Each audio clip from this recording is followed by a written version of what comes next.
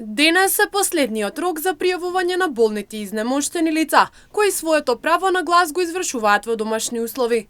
До полнок Општинската изборна комисија ќе работи и сите апликации заклучно до тој период ќе бидат прифатени. Сите лица кои аплицираат и ги исполнуваат обврските имаат право на глас ден пред изборите, односно на 23 април и на 7 мај. Значи, денеска е последниот рок кога се пријавуваат болните и немокни лица, односно оние лица кои што сакаат да го остварат своето право на глас во домашни услови, односно тоа се лицата кои што гласат на денот пред изборите, односно на 23.4 и на 7.5 за парламентарните, односно за претседателските избори сега на 23 април.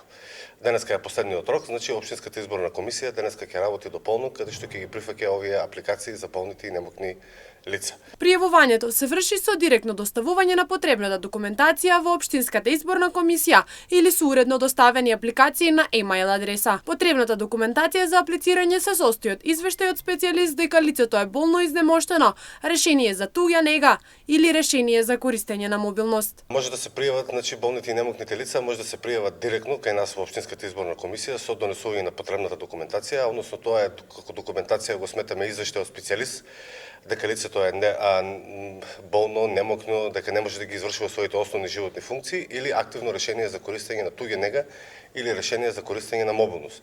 Може да ги пријавуваат и преку имейл адресата, тоа е stip@sec.mk, каде што и таму уредно доставените апликации се разгледуваат и потоа Општинската изборна комисија на седница која што ќе се одржи на 17 април ќе донесе одлука дали овие лица може да гласат во домашни услови или не може да гласат во домашни услови согласно нивната доставена документација. Инаку на сите пријавени лица документацијата ќе се разгледува на 17 април. Општинската изборна комисија ќе донесе одлука дали пријавените ќе гласаат во домашни услови. Посочија дека досега има пријавено околу 100 лица кои сакаат да го остварат своето